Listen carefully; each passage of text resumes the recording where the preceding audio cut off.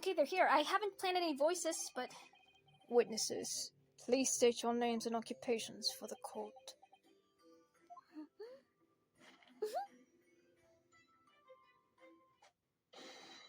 Constable Rolly Pate, sir! Nothing to report on the streets, sir! And I'm Mrs. Beat. Patricia's my name. I'm proud to say I'm this young town hero's wife.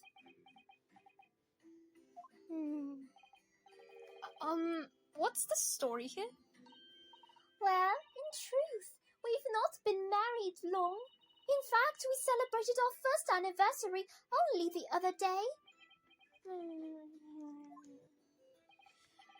No, it was your husband I was talking about. He seems tired. Hardly surprising. Whilst being an honourable occupation, patrolling the beat is the most demanding work in the world. Oh, really? I'm sure I've heard that before, actually. Indeed, apart from the rare days off, our gallant officers trudge some 20 miles a day, you know. They patrol boarding houses and pubs, collect taxes, survey the streets, check the meters are reading true. And they're responsible for keeping the streets clean and lighting and extinguishing our street lights. There are a number of items on that list that don't sound like much policing duties at all. I wouldn't just be falling asleep on my feet. I'd have collapsed a long time ago. But it goes without saying that a policeman's primary duty is the apprehension of criminals. Even when he's off duty, a constable is expected to investigate and resolve any crimes on his beat. For the London Bobby is a man of honour. And a man of slumber. On the day in question, this man and his wife were walking down Briar Road in the opposite direction, and they witnessed the incident as it occurred. Is that not correct, Mr. and Mrs. Beat? That's right, sir. Isn't it, Rolly? Constable Rolly Pate, sir! Nothing to report on the streets, sir! What a great witness he's going to be. Very good. Is it? I'd like to hear your formal testimonies now, please. You will tell the court exactly what you saw in the afternoon of the incident. Yes, sir! Oh, he's fainted again? What the witnesses saw. It was our wedding anniversary and Rolly was taking me out for a meal. There was no time to change after work. Anyway, two silhouettes appeared out on the fog of the pavement in front of us. All of a sudden, one of them just collapsed on the floor, then the other scattered something before running off. We ran straight over, of course, and then we went for help at a nearby police box. It was definitely that Japanese man in the dock. Rolly and I both saw him clear as day. Okay, she's the only one talking? Well, this is extremely compelling testimony, I must say. Dear, this policeman and his wife are claiming to have positively identified Mr. Natsume at the scene.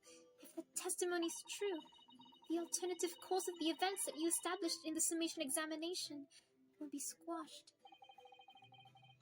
It's death knell, in fact, because that alternative was never viable in the first place. What an unfortunate bechancing. And on your wedding anniversary, too. Oh, I know! But I still managed to go out for that evening with my man.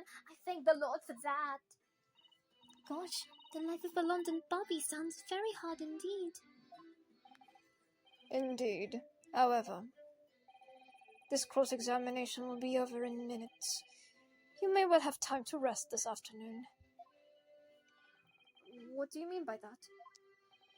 My learned friend, the witnesses saw the face of the man fleeing the scene.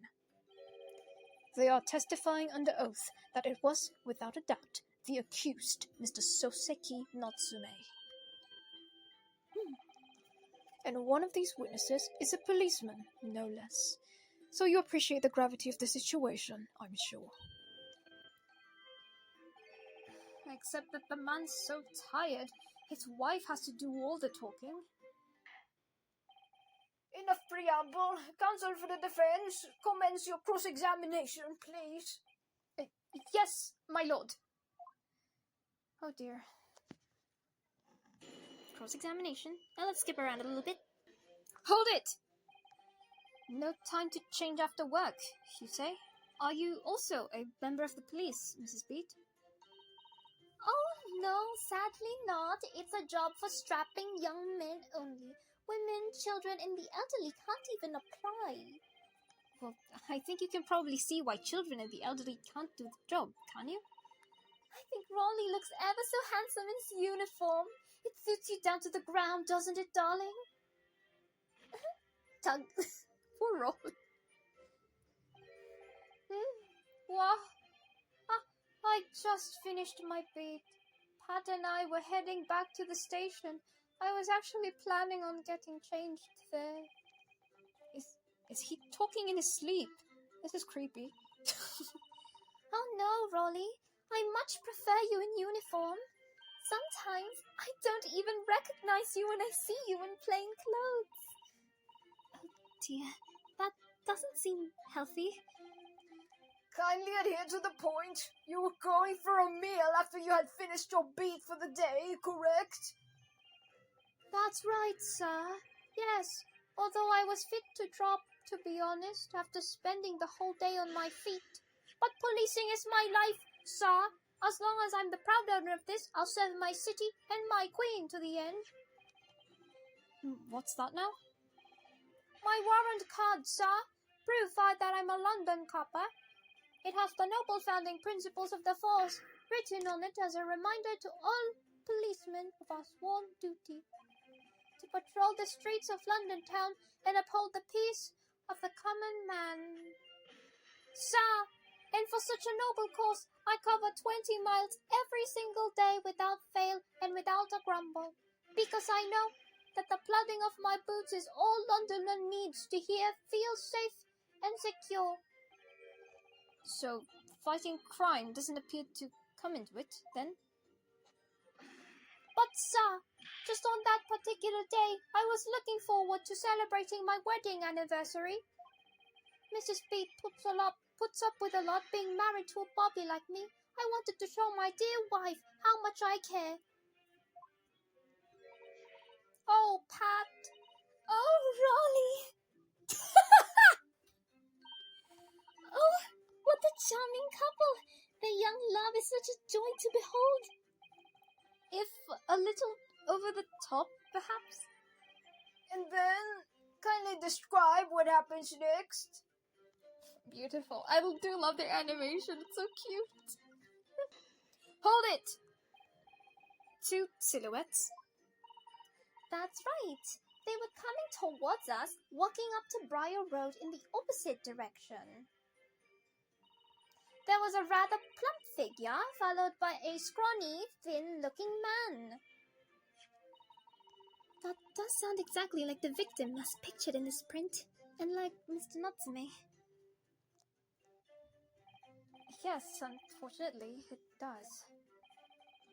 And you're certain that at the time there was nobody else nearby? Oh yes, quite certain. It was dark, but there are street lights on Briar Road, you see. There was nobody else around at all. Isn't that right, my darling? Tug. Poor Rolfie. What? Oh, yes, that's right. Of course, there was a light fog on the ground, but Briar Road is dead straight, and you can see a fairly long way down the pavement. And then there's the street lighting as well. I didn't see any other pedestrians. Before sleep takes a firm hold, your answer please, Mr. Beat. Are you quite sure of what you just said? Yes, sir. As a copper who spends all day every day keeping watch on the streets, I'd swear to it, sir, as I'm sure, as my love for Patricia is true. Oh, Pat. Oh, Raleigh. they're still maintaining that there was no one else around other than the victim and the attacker. It's starting to seem like that must be how it really happened. It's beginning to seem like there's nowhere to run. Well, that didn't Mr. Natsume, did it? He fled the scene all too convincingly.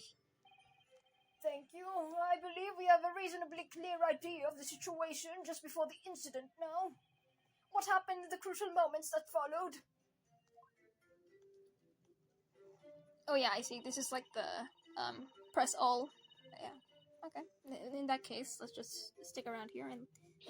Yep. There we go. Scattered something. What do you mean by that? Oh, well, I couldn't make out what it was at the time, but then when we got closer, we realized what it was. Didn't we, darling?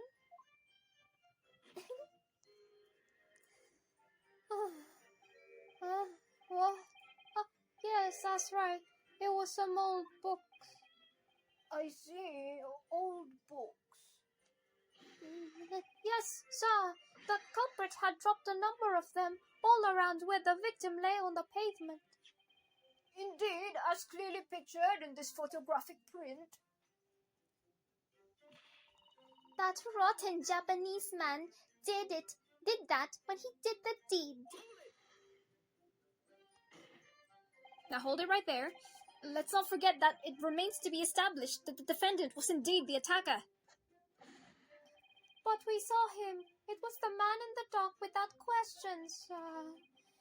The mustache, the hunchback, the cat-like eyes, the top mouth, the snub nose, everything.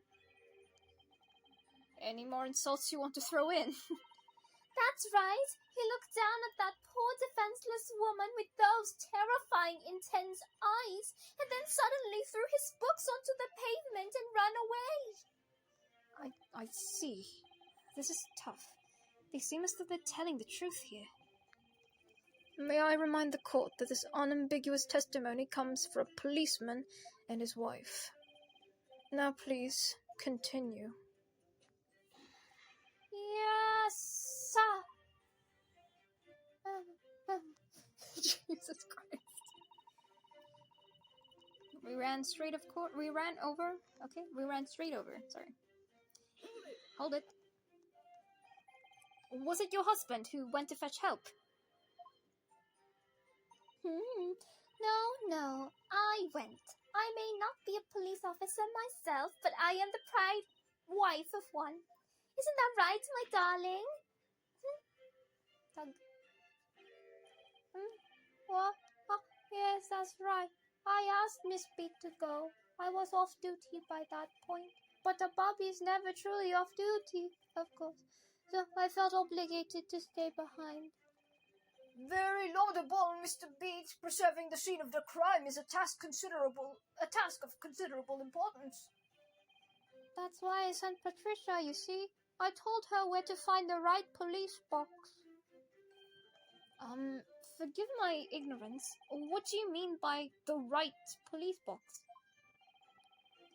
Depends on the crime's location, you see, as to who deals with it. Where the woman was stabbed wasn't actually on my beat, so I told Patricia the way to the police box for the beat the incident fell under so she could go and report it. I ran there as quickly as I could and asked help from the Bobby on duty. There's nothing more potent than a young couple in love working together, you know? And thanks to your swift response, the case was quickly resolved. The actions of two model citizens. Oh, please, you're making us blush. Isn't he, darling? Yes, sir. What Patricia said, sir. Let's move on, shall we? Can someone just let him take a nap? It was definitely... This is the most damning one. They confirm it was Soseki-san that they saw. But surely you wouldn't have been able to see his face by the light of the gas street lamps, would you? We absolutely could. Londoners have exceptional eyesight, I'll have you know. Right. The light from the street lamps were more than enough. And my husband already told you that the fog was only light, didn't he? Yes, and what of the fog? We're famous for it across the globe, I believe. But it's an absolute menace to those of us that have to live with it, of course. Oh, it is! It is! When it's thick, you can't even see the hand at the end of your own arm! Yes, all right, I take your point. Now, could you stop shaking your husband about? The constant fog makes our eyes very sharp, you see. That's why we can tell you for sure and certain that it was the little Japanese man we saw. Can't we, darling? This poor guy. What? Oh, yes, it was the accused, and no mistake. The mustache, the hunchback, the cat-like eyes, the taut mouth, the snub nose. Unmistakable, sir. As far as this couple's testimony is concerned, there can't be any question. It was Soseki-san that they saw running away from the scene of the crime. So that's it then. That's the entire testimony.